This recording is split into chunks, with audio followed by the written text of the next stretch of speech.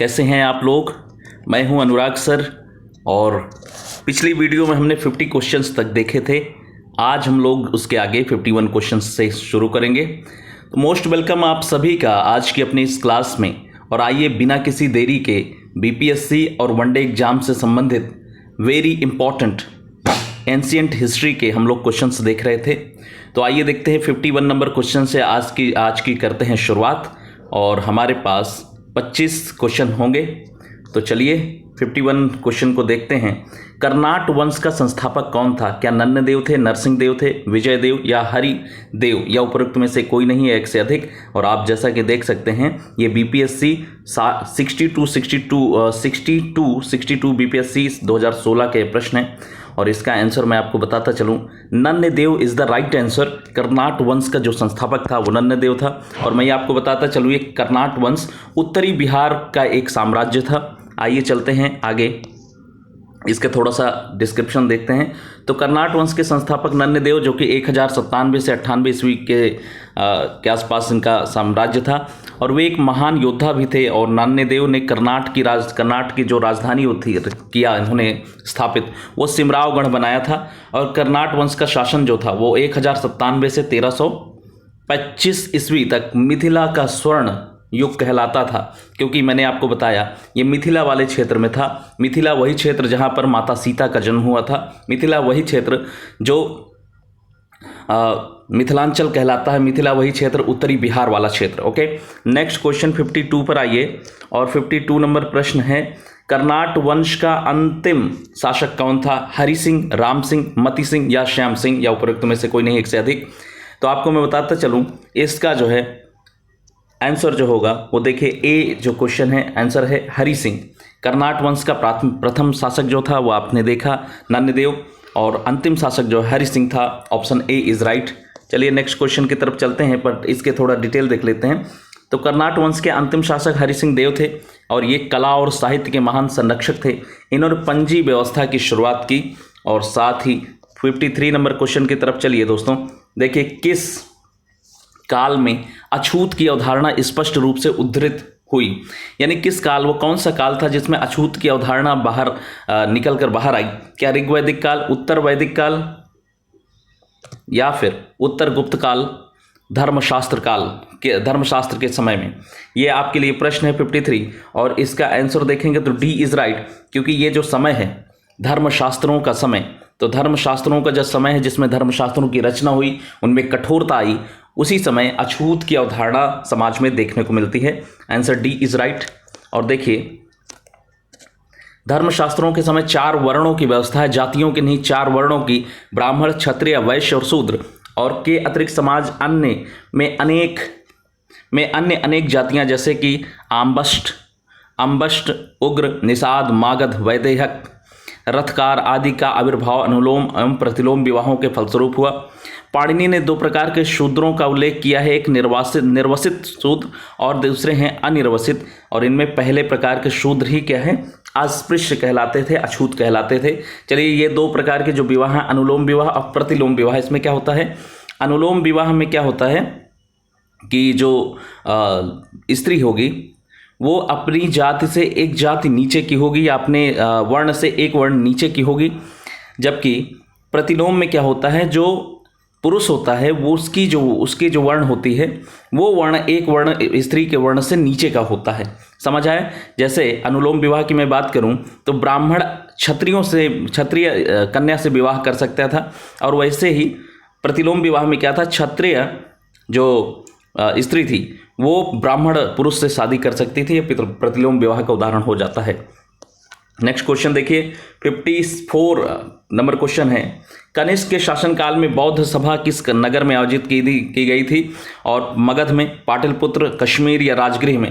तो मैं आपको बताता चलूँ, option C is right. Kashmir के कुंडलवन एक जगह थी, वहां पर कनिष्क के शासनकाल में बौद्ध सभा आयोजित की गई थी। और ये कौन सी बौद्ध सभा थी? ये चौथी बौद्ध संगीत या सभा थी। और इसका जो अध्यक्ष थे वो वसुमित्र अध्यक्ष थे। ठीक है, तो आइए चलते हैं, थोड़े डिटेल इसकी देखते हैं। और देखिए बौद्ध धर्म की चौथी और अंतिम संगीत या फिर सभा कुषाण शासक कनिष्क के शासनकाल में कश्मीर के कुंडल वन में हुई थी और इसकी अध्यक्षता वसुमित्र ने की थी और अश्वघोष जो थे ये इसके उपाध्यक्ष थे। यहाँ बौद्ध ग्रंथों के कठिन अंशों का पर सम्यक विचार किया गया और साथ ही इसका थोड़ा सा और डिटेल है, देखते हैं इसका डिटेल और क्या कहा जा रहा है। और देखिए, और प्रत्येक पिटक पर भाष्य लिखे गए। भाष्य मीन्स होता है टीका। किसी भी मूल ग्रंथ पर जब उससे संबंधित विचारों को आगे बढ़ाया जाता है, उसके विचारों की व्याख्या की जाती है, तो भाष्य कहलाता है, टीका कहलाता है। तो कनिष्क ने इन्हें ताम्रपत्रों पर खुदवाकर एक स्तूप में रखवा दिया और त्रिपिटक में लिखे गए इन्हीं भाष्यों को विभाषा शास्त्र भी कहा जाता है। और देखिए, पहली बौद्ध संगीत बुद्ध की मृत्यु के तत्काल बाद राजगृह के सप्तपर्णी गुफा में आयोजित हुई थी और ये 483 ईस्वी का समय था और इस ईस्वी पूर्व का समय था। और इस समय मगध का शासक कौन था? अजातशत्रु था। इसकी अध्यक्षता महाकश्यप नाम के एक महान विद्वान ने की थी, बौद्ध विद्वान ने।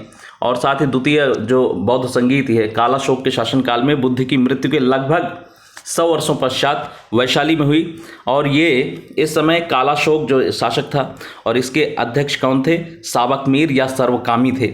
और तीसरी जो बौद्ध संगीत है वो पाटलिपुत्र में हुई थी, अशोक के समय हुई थी और इसके अध्यक्ष जो थे वो मोगालिपुत्र थे। ठीक है, मोगालिपुत्र थे। ये आपने समझा। चलिए 55 नंबर क्वेश्चन की तरफ चलिए दोस्तों। तो देखिए, प्रथम बौद्ध संगीत के अध्यक्ष कौन थे? अभी आपने समझा कि प्रथम बौद्ध संगीत के अध्यक्ष वसुमित्र थे नहीं, संरक्षक थे नहीं, पार्श्वक थे नहीं, महाकश्यप थे। So option B is right. Option B is right. Next question की तरफ चलिए। देखिए, भगवान बुद्ध के महापरिनिर्वाण के बाद पहली बौद्ध संगीत आयोजित हुई थी। कहाँ पर आयोजित हुई थी? राजगीर में, गया में, वैशाली में, पाटलिपुत्र में, या इनमें से कोई नहीं, एक से अधिक। अभी जस्ट आपने सीखा कि राजगृह या राजगीर में भगवान बुद्ध की मृत्यु के तुरंत बाद एक बौद्ध संगीत का आयोजन किया गया जो प्रथम बौद्ध संगीत थी और अजातशत्रु इस समय शासक थे। ठीक है, तो ये answer A is right. 57 number question की तरफ चलेंगे हम लोग और देखेंगे बुद्ध के जीवन के 4 महत्वपूर्ण घटनाओं और उनसे संबंधित 4 स्थानों का उल्लेख है। और यह 2 स्तंभ 1 और 2 में अंकित है, उनको देखना, मिलान करना, बताना है क्या है इसका। तो सही मेल क्या है? जन्म कहाँ हुआ था भगवान बुद्ध का? लुम्बिनी में। ठीक है। ज्ञान की प्राप्ति कहाँ हुई थी? बोधगया में। प्रथम प्रवचन दिया था सारनाथ में और निधन कहाँ हुआ था? कुशीनगर या कुशीनारा में। तो ये हो गया, आपने सब कुछ देख लिया। तो आंसर क्या था? पहले का जन्म का फर्स्ट का 3, ए का 3 कहीं पर है, आंसर ये हो जाएगा सी, क्योंकि 1 का 3, 2 का बोध 2 हो जाना चाहिए, 3 का 1 हो जाना चाहिए और 4 का 4। तो आंसर सी इज राइट। चलिए नेक्स्ट देखिए, इसको थोड़ा सा डिटेल देखते हुए हम लोग आगे बढ़ते हैं। महात्मा बुद्ध का जन्म 563 ईस्वी पूर्व में कपिल वस्तु के समीप लुम्बिनी वन में हुआ था। बोधगया में वैशाख पूर्णिमा की रात को उन्हें ज्ञान की प्राप्ति हुई थी। कहाँ पर? बोधगया में। काशी के ऋषिपत्तन जिसे हम लोग बोलते हैं सारनाथ में उन्होंने प्रथम उपदेश जिसे हम धर्मचक्र प्रवर्तन कहा जाता है दिया था। एवं कुशीनगर में उनका निधन हुआ जिसे बौद्ध साहित्य में हम क्या कहते हैं? महापरिनिर्वाण कहते हैं। यह हो गया। आगे बढ़ते हैं नेक्स्ट क्वेश्चन की तरफ। 58 नंबर क्वेश्चन हमारे पास आ गया है। बोधगया में किसे ज्ञान की प्राप्ति हुई थी? हम सिंपल सी बात है, हम सभी जानते हैं भगवान बुद्ध को, गौतम बुद्ध को ज्ञान की प्राप्ति हुई थी। पीपल वृक्ष के नीचे ज्ञान की प्राप्ति हुई थी। ठीक है। और 6 साल लगातार कठिन परिश्रम, कठिन मेहनत, कठिन ध्यान योग करने के बाद इन्हें ज्ञान की प्राप्ति हुई थी। और इनके प्रथम गुरु जो थे वो सांख्य दर्शन के अलार कलाम थे, ये आप लोग जानते ही होंगे। 59 नंबर क्वेश्चन की तरफ चलेंगे, देखेंगे क्या कह रहा है। बोधगया में महाबोधि मंदिर बनवाया गया जहां गौतम बुद्ध पैदा हुए थे। गौतम बुद्ध को ज्ञान प्राप्त हुई। गौतम बुद्ध ने अपना प्रथम प्रवचन दिया या गौतम बुद्ध की मृत्यु हुई। आप सभी जानते हैं कि गौतम बुद्ध को बोधगया में क्या हुआ था? ज्ञान की प्राप्ति हुई थी। So option B is right. तो देखिए यहाँ पर थोड़ा डिटेल भी देख लीजिए। बोधगया में 6 वर्ष की साधना के पश्चात 35 वर्ष की अवस्था में आयु में महात्मा बुद्ध को वैशाख पूर्णिमा की रात को एक पीपल के वृक्ष के नीचे ज्ञान की प्राप्ति हुई। और इस स्थल पर मंदिर का निर्माण सम्राट अशोक ने 3री शताब्दी बीसी यानी बिफोर क्राइस्ट, भगवान जो क्राइस्ट है, जीसस क्राइस्ट है, उनके जन्म के 300 साल पहले परंतु हुआ था, यहाँ पर स्थापित की गई मंदिर, परंतु उनका वर्तमान स्वरूप जो है, जो अभी मंदिर है, उसके 5वीं और 6वीं शताब्दी में निर्मित किया गया है और यह मंदिर पूरी तरह से ईंटों से निर्मित है। 2002 में, ध्यान रखेंगे ये भी प्रश्न आता है, 2002 में यूनेस्को ने यह विश्व स्थल, इसको जो है धरोहर के रूप में, विश्व धरोहर स्थल के रूप में 2002 में इसको शामिल कर लिया। 60 नंबर क्वेश्चन की तरफ चलिए दोस्तों, देखिए थोड़ा सा। और गौतम बुद्ध को एक देवता का स्थान किस राजा के युग में प्राप्त हुआ? तो देखिए किस राजा के युग में प्राप्त हुआ? अशोक, कनिष्क, चंद्रगुप्त, विक्रमादित्य, हर्ष। मैं आपको इसके बारे में थोड़ा डिटेल बताता चलूं तो गौतम जो भगवान बुद्ध थे, इनके बारे में कहा जाता है कि 2 शाखाएं हैं मेनली बौद्ध धर्म की। एक है हीनयान महाशाखा और दूसरी है हीनयान शाखा और दूसरी है महायान शाखा। तो हीनयान शाखा में भगवान बुद्ध को एक महापुरुष माना जा सकता है, महामानव माना जा सकता है, भगवान नहीं मानते। लेकिन वहीं पर जो महायान शाखा है, जो कश्मीर में मेनली डेवलप हुई और ये कनिष्क के समय डेवलप हुई, उसमें जो है भगवान बुद्ध को भगवान के रूप में पूजना शुरू हुआ, उनकी मूर्तियां बनाना शुरू हुआ। इससे पहले तो भगवान बुद्ध स्वयं कहते थे कि जो है मूर्तियां नहीं मेरी बननी चाहिए या किसी की भी, और साथ ही मैं जो है ईश्वर नहीं हूँ। तो ये आंसर क्या हो जाएगा दोस्तों? इसका answer B is right. Kanishka के शासनकाल में महायान शाखा के अंतर्गत भगवान बुद्ध को भगवान के रूप में पूजना की व्यवस्था शुरू हुई और उनकी मूर्तियां बनने लगी। 60 नंबर क्वेश्चन के बाद आगे चलेंगे हम लोग। ये है हमारे पास 61 नंबर क्वेश्चन।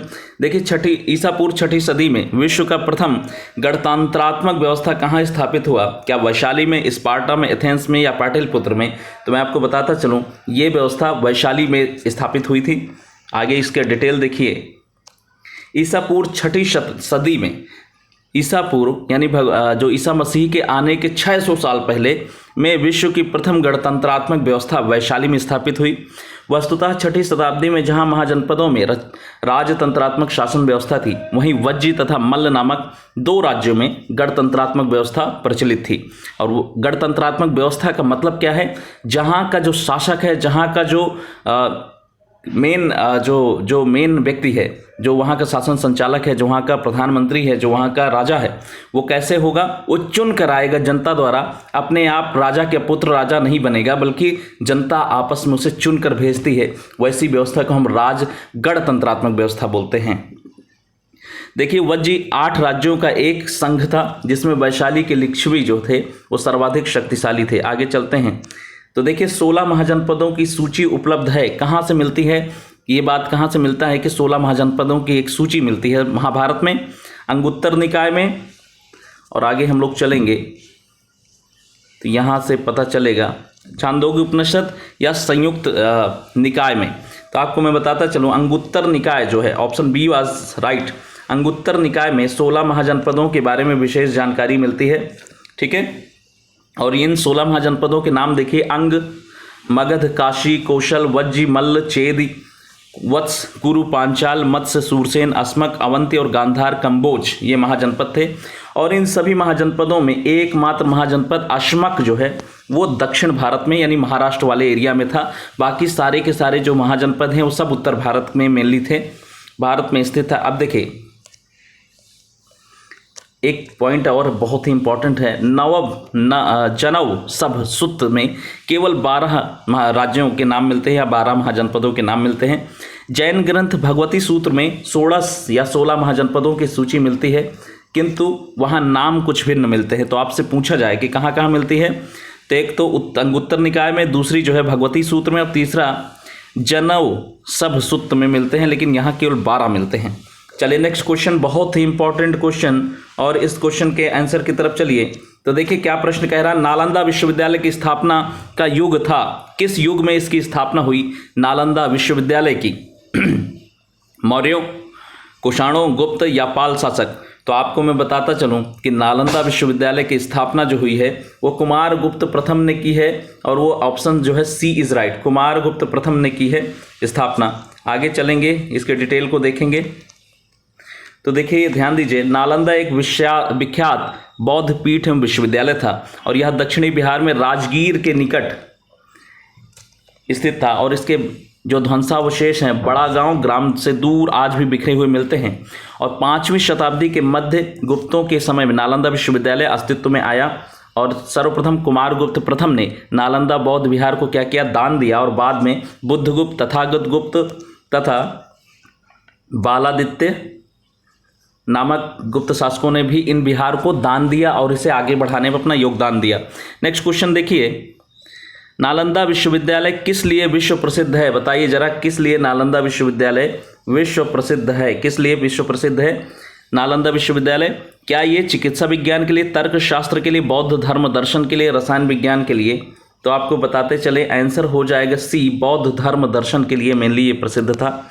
और इसके बारे में देखिए, बौद्ध धर्म दर्शन के अध्ययन के लिए विश्वविख्यात था।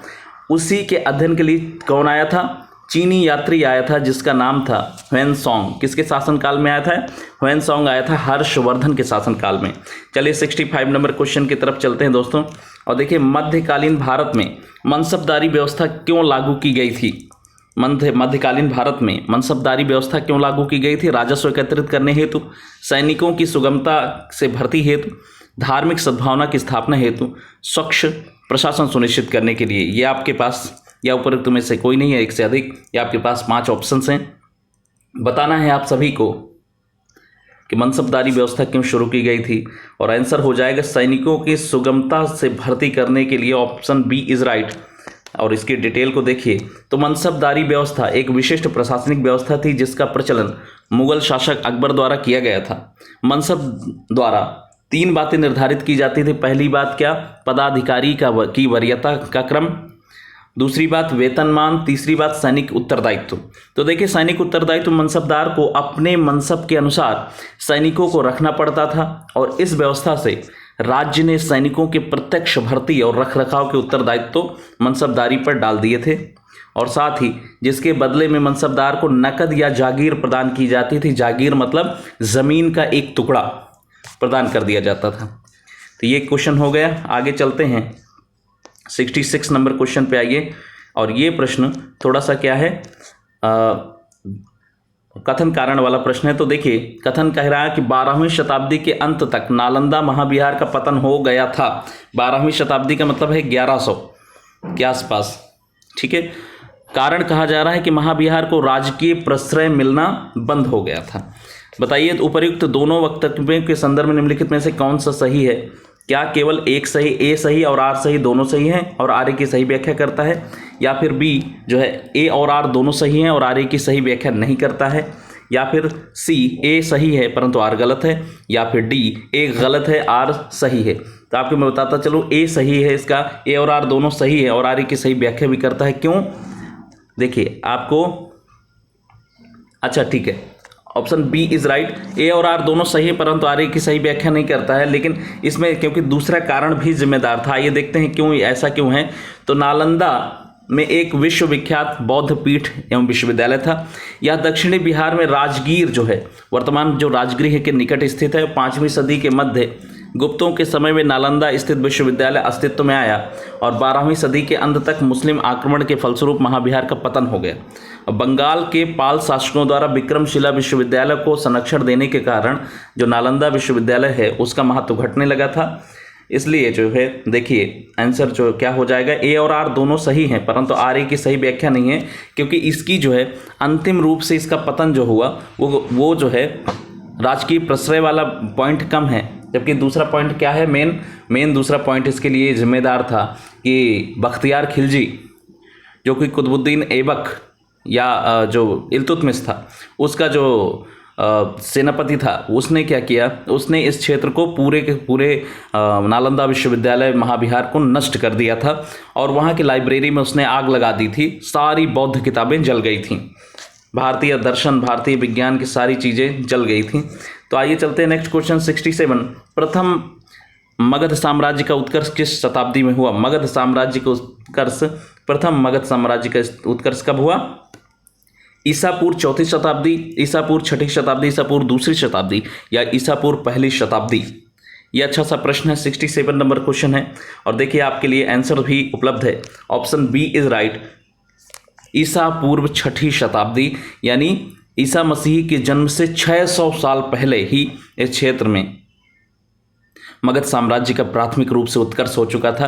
तो प्रथम मगध साम्राज्य की महत्ता का वास्तविक संस्थापक राजा बिंबिसार था, जो कि 544 से लेकर 492 ईस्वी पूर्व था। ठीक है, नेक्स्ट चलिए, क्वेश्चन हमारे पास है, ध्यान दीजिए। मगध की राजधानी कौन थी? पाटलिपुत्र। कौन सी थी? पाटलिपुत्र, वैशाली, गिरिब्रिज या चंपा? तो आपको मैं बताता चलूँ, मगध जो साम्राज्य था उसकी शुरुआती जो राजधानी थी वो राजगृह थी, शुरुआती राजधानी, लेकिन बाद में पाटलिपुत्र भी राजधानी बनी। इसीलिए इसका आंसर जो होगा, इसमें 2 आंसर हो जाएंगे। तो आगे चलिए डिटेल देखिए। दिए गए विकल्प में ए और सी दोनों सही हैं। मगध की आरंभिक राजधानी गिरिब्रज थी। बाद में उदयन ने पाटलिपुत्र को राजधानी बनाया, जो गुप्त काल तक मगध राज्य की राजधानी बनी रही। मगध साम्राज्य पर शासन करने वाले प्रथम राजवंश के विषय में बौद्ध ग्रंथों और पुराणों में अलग अलग विवरण मिलता है। पुराणों के अनुसार मगध पर शासन करने वाला पहला जो राजवंश था वह बृहद्रथ वंश था, और बृहद्रथ वंश वही है जिसमें जो शासक था जरासंध वो शासक था। और इस वंश का पहला शासक कौन था? जरासंध था, जिसने गिरिब्रिज को अपनी राजधानी बनाई, और जिसमें महाभारत में मिलता है कि जरासंध को भीम ने 2 टुकड़े कर दिए थे उसके फाड़कर। तो ये वहाँ से मिलता है। नेक्स्ट क्वेश्चन देखिए, 69 नंबर क्वेश्चन है। प्राचीन महाजनपद मगध की जो प्रथम राजधानी कौन थी? मगध महाजनपद की प्राचीन राजधानी जो पहले अभी आपने जाना आपने कि गिरिब्रिज या राजगीर जो थी वो पहली राजधानी थी। पाटलिपुत्र, वैशाली है नहीं। तो आगे देखिए, अगर यहाँ पर ऑप्शन होगा यस, तो देखिए चंपा या अंग, तो इनमें से कोई नहीं हो जाएगा, क्योंकि इसकी राजधानी क्या थी? गिरिब्रिज थी, गिरिब्रिज। ठीक है, ये हो गया आंसर। ई इज राइट, क्योंकि कोई भी नहीं था। 70 नंबर क्वेश्चन पर आइए और देखिए क्या कह रहा है। 70 नंद, ध्यान दीजिए, नंद वंश के पश्चात मगध पर किस राजवंश ने शासन किया? मौर्यों ने, शुंग वंश ने, या फिर गुप्त या कुषाण? तो मैं आपको बताता चलूं कि नंदों के बाद जो महापद्म घनानंद था, जो महापद्म नंद वंश का वंशज जो था घनानंद, उसकी हत्या मौर्य सम्राट जो चंद्रगुप्त मौर्य हैं उन्होंने की थी कौटिल्य के मार्गदर्शन में, और उसके बाद मौर्य साम्राज्य वहां पर स्थापित हुआ। मौर्यों के बाद शुंग साम्राज्य स्थापित हुआ। ठीक है, तो आंसर क्या हो जाएगा? ए इज राइट। तो देखिए यहां पर थोड़ा डिटेल भी देखिए। नंद वंश की स्थापना शिशुनाग वंश का अंत करके, नंद वंश की स्थापना शिशुनाग वंश का अंत करके की गई थी। यानी नंद वंश से पहले शिशुनाग वंश वहां शासन कर रहा था, और नंद वंश में कुल 9 राजा हुए। उग्रसेन, जिसे पुराणों में महापद्म कहा जाता है, पंडुक, पंडुगति, भूपाल, राष्ट्रपाल, गोविशायण, 10 सिद्धक, कैवर्त और धननंद। तो देखिए नंद वंश में जनता के से बलपूर्वक धन वसूलने, छोटी छोटी वस्तुओं पर भारी टैक्स लगाने के कारण जनता शासकों के विरुद्ध हो गई, और चारों ओर घृणा एवं असंतोष का वातावरण व्याप्त हो गया। और इसी का लाभ उठाकर चंद्रगुप्त मौर्य ने चाणक्य ने धनानंद की हत्या कर नंद वंश का अंत कर दिया और मौर्य साम्राज्य की स्थापना की। चलिए 71 नंबर क्वेश्चन है आपके सामने, जिसके ग्रंथ में चंद्रगुप्त मौर्य का विशिष्ट रूप से वर्णन हुआ है, वह है कौन सा ग्रंथ है? भास ने किया है, विशाखदत्त ने किया है, शूद्रक ने किया है, या फिर अश्वघोष ने किया है? किसने चंद्रगुप्त मौर्य का विशेष रूप से अपनी किताब में वर्णन किया है? तो मैं आपको बताता चलो, ऑप्शन इसका सी इज राइट। विशाखदत्त ने लिखा है मुद्रा राक्षस। ठीक है, और मुद्रा राक्षस में इन्होंने विशेष रूप से चंद्रगुप्त मौर्य के बारे में लिखा है। विशाखदत्त मुद्रा राक्षस से चंद्रगुप्त मौर्य के विषय में विस्तृत सूचना प्राप्त होती है। इस ग्रंथ में चंद्रगुप्त को नंद राज का पुत्र माना गया है, और मुद्रा राक्षस में चंद्रगुप्त को वृषल या कुलहीन बताया गया है। 18वीं शताब्दी में धुंडीराज ने मुद्रा राक्षस पर टीका लिखा, और मैंने बताया था टीका मतलब क्या होता है। तो टीका मतलब होता है जैसे कि मुद्रा राक्षस है, उसी मुद्रा राक्षस को पढ़ के उसी पर थोड़ा सा विस्तार करना, उसका उसी को जो है डिटेल में उसी का विश्लेषण करना, ये टीका कहलाता है। तो देखिए मुद्रा राक्षस के अतिरिक्त विशाखदत्त के नाम से 2 अन्य रचनाएं भी प्राप्त होती हैं। एक का नाम है देवी चंद्रगुप्तम और दूसरी है अभिसारिका वंचितक या अभिसारिका बंधितक। ठीक है, चलिए 72 नंबर क्वेश्चन हमारे पास है। निम्नलिखित में से कौन मगध का कौन सा राजा सिकंदर महान के समकालीन है? धनानंद, सुकल्प, महापद्मनंद, चंद्रगुप्त मौर्य। तो जब यहाँ पर शासक सिकंदर आता है अलेक्जेंडर आता है भारत पर अटैक करने के लिए, उस समय जो शासक था, उस समय शासक कौन था? तो मेनली धनानंद था, क्योंकि धनानंद से जब चाणक्य ने कहा था कि अलेक्जेंडर सिकंदर का आक्रमण हो रहा है और आप जो है उसे अपनी सीमाओं पर रोकिए, भारत की सीमाओं पर रोकिए, तो उसने कहा कि वो जब गंगा पार करेगा तो उसे हम देख लेंगे, लेकिन उससे पहले हम खुद जाकर नहीं लड़ेंगे। तो इसी के कारण जो है चाणक्य से वाद विवाद हुआ और चाणक्य से नाराज होकर उसने चाणक्य को अपने दरबार से भगा दिया था। और चाणक्य ने तभी निर्णय लिया कि मैं इसकी सत्ता को उखाड़ फेंकूंगा, और उन्होंने वो कर दिखाया। चलिए नेक्स्ट इसी का डिटेल देखिए। महापद्म नंद के उत्तराधिकारियों की संख्या पुराणों तथा बौद्धों में 8 मिलती है, और इस वंश का अंतिम शासक धनानंद था जो सिकंदर का समकालीन था। उसे जो यूनानी जो लेखक हैं वो लिखते हैं कि अब नाम लिखते हैं अग्रमीज, कहते हैं किसे? धनानंद को। और देखिए जेनोफोन उसे बहुत धनाढ़ व्यक्ति बताता है, और भद्रशाल उसका सेनापति का नाम भद्रशाल था। और आप देखेंगे चंद्रगुप्त नाम से जो अपना सीरियल बना हुआ है उसमें भी आप देखेंगे तो उसके जो सेनापति था उसका नाम भद्रशाल ही था। चलिए नेक्स्ट क्वेश्चन हम लोग चलते हैं। क्वेश्चन नंबर हमारे पास आ गया 73। और देखिए पाटलिपुत्र में स्थित चंद्रगुप्त का महल मुख्यतः बना था ईंटों का, पत्थर का, लकड़ी का या मिट्टी का? तो आपको बताते चलें कि पूरी तरह से ये बना हुआ था किस चीज़ से? तो ये बना हुआ था लकड़ी से बना हुआ था। 73 नंबर क्वेश्चन का आंसर देखेंगे तो सी इज़ राइट। आगे देखिए जरा थोड़ा सा डिटेल देख लेते हैं। तो बिहार में पटना के समीप बुलंदी बाग एवं कुम्हरार में की गई खुदाई से मौर्य काल के लकड़ी के विशाल भवनों के अवशेष प्राप्त हुए हैं, और इन्हें प्रकाश में लाने का श्रेय किसका है? तो स्पूनर महोदय नाम के एक हमारे पास विदेशी अंग्रेज थे, उन्होंने इसका जो है इसकी खुदाई वगैरह करवाई। और बुलंदी बाग से नगर के परकोटे यानी अवशेष, नगर के परकोटे यानी दीवार के अवशेष, तथा कुम्हरार से राजप्रासाद मतलब राजभवन के अवशेष प्राप्त हुए हैं। तो ये आपके लिए। अब चलिए 74 नंबर क्वेश्चन की तरफ चलते हैं। अष्टप्रधान का गठन किसने किया था? क्या चंद्रगुप्त ने, हर्षवर्धन ने, अशोक ने या फिर शिवाजी महाराज ने? अष्टप्रधान, तो जहां भी अष्टप्रधान की बात आएगी वहां पर शिवाजी महाराज का नाम आ जाएगा। और देखिए छत्रपति शिवाजी महाराज के बारे में कहा जाता है कि वो जो है जो गोरिल्ला वारफेयर था उसमें वो बहुत निपुण थे, और इसी कारण से कोई भी मुगल्स उनसे जीत नहीं पाए, कोई भी मुगल्स उनके सामने टिक नहीं पाए। तो देखिए शिवाजी ने राज्य के प्रशासन के लिए केंद्रीय स्तर पर अष्टप्रधान की व्यवस्था की, जिसके अंतर्गत 8 मंत्रियों की नियुक्ति किया गया, और इसमें पेशवा, अमात्य, मंत्री, सचिव, सुमंत, सेनापति, पंडित राव और न्यायाधीश शामिल थे। तो पेशवा मतलब होता है प्रधानमंत्री, अमात्य मतलब उनका जो है मेन